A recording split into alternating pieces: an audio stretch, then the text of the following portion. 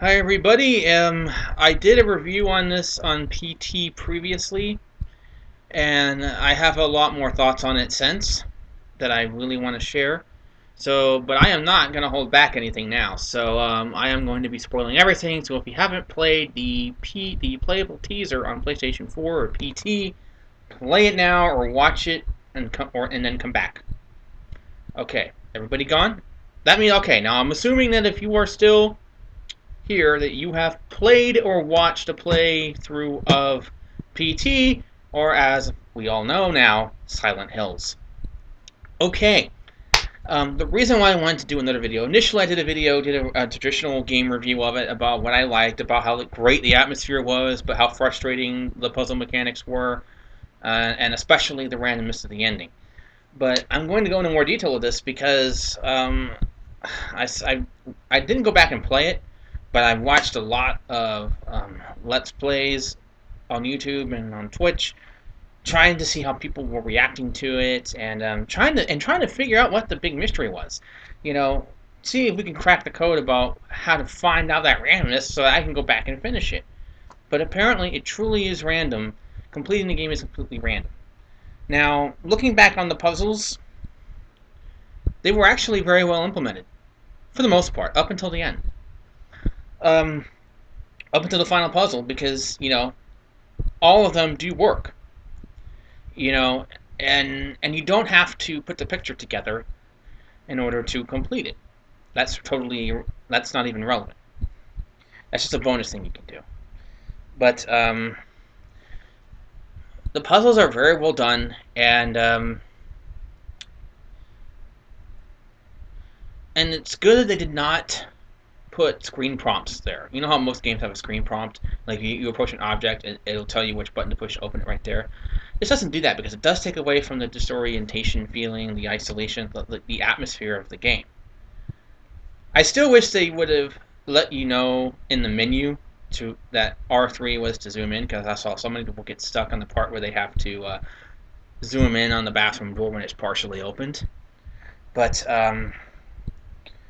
yeah, everybody does get a genuinely scary experience, and that's good. In fact, this is probably one of the scariest experiences I've had in a long time. And like I said, as a fan of surreal horror, as a fan of Eraserhead and Requiem for a Dream, and those types of movies, this is something that I can finally play. That is awesome. Now, um, two things. There were 2 points I wanted to make. One I thought of last night, and one I thought of just now, and that is regarding some of the mechanics and how they decided to do things. And they actually break the rules. For example, you can die at any time without warning, no prompt, nothing. Just boom, all of a sudden dead.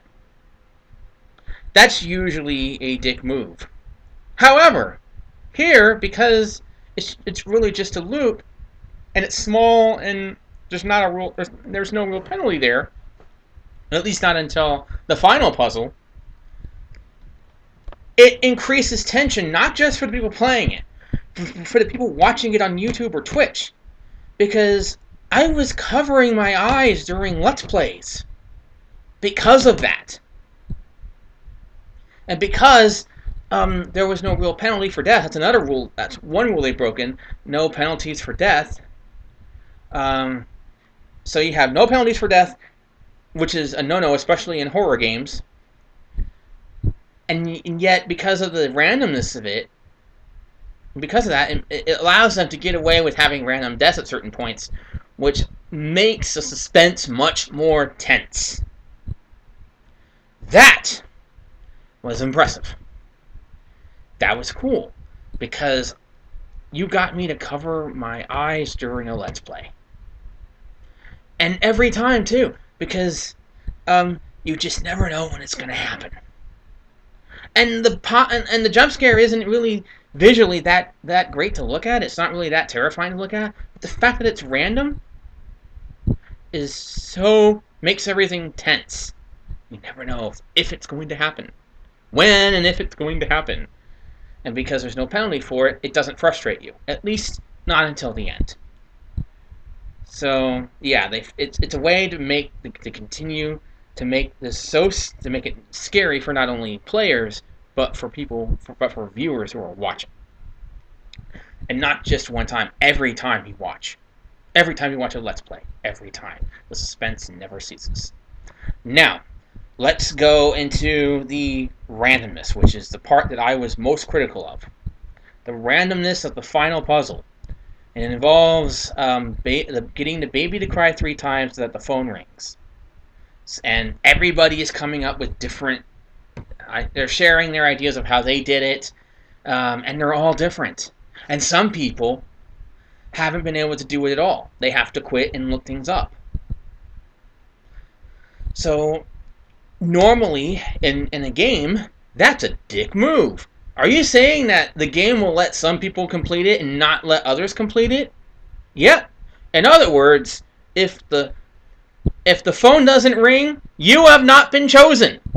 That's right. Not everybody's going to be chosen. So why did they do this? Seems like a dick move, right? Well, it's for one reason, to make it random. Not only will the people who were able to get the ending and people who got it in different ways, are they going to wonder how that was done and try to decipher it? And not only are they talking about it more, but the people who got pissed off, the people who the game dicked over and frustrated, are going to be curious and are going to be thinking about it and talking about it. In other words, this was done. It was made random so people would be thinking about it and talking about it more. That is the point. Now, yes, it's a dick move for a game. Yes, it is. It's a dick move for a game to not to only allow certain people to complete it. But here's the thing: this was not a game. This was a playable teaser, not a game. So therefore, the purpose of it was not to create a fair and solid gaming experience, but to get you to think and talk about it. Because it's trying to spread the word, it's trying to keep it in people's minds, keep it in people's mouths, keep it going on the net. It's trying to get people, it's trying to help people promote it. The more people the more mysterious this thing is, and the more people will think about it, the more people will talk about it. And that's promoting the game itself. That is the point. And if certain people have to be screwed over for more people to think and talk about it, so be it. So that is why they did that. That is the point. It's not a game, it's a marketing strategy, and it's an effective one at that. Anyways, there you go. So I really have a strong admiration for this thing, and I am definitely looking forward to Silent Hills. Despite the problems I have, and the fact that even though I understand it more, and I understand why they went this route, I still don't necessarily like the randomness of the final part. I still don't like it, but that's not the point. You don't have to like it. You just have to... The point is I'm thinking about it all the time, and I've been talking about it all the time, and therefore they accomplished their goal. So that's the point. It's not a game. It's a teaser. It's a tool to promote a game, not a game itself. So there you go. Those are additional thoughts on PT, or aka Silent Hills, and yeah. So that's all I got to say about that. And if I have any more thoughts about this I want to share, I'll do a video on it too. But just to the fact that I'm making a follow-up video for this just proves how effective this thing really is. So that's all I got to say, and yeah, take care everyone, bye.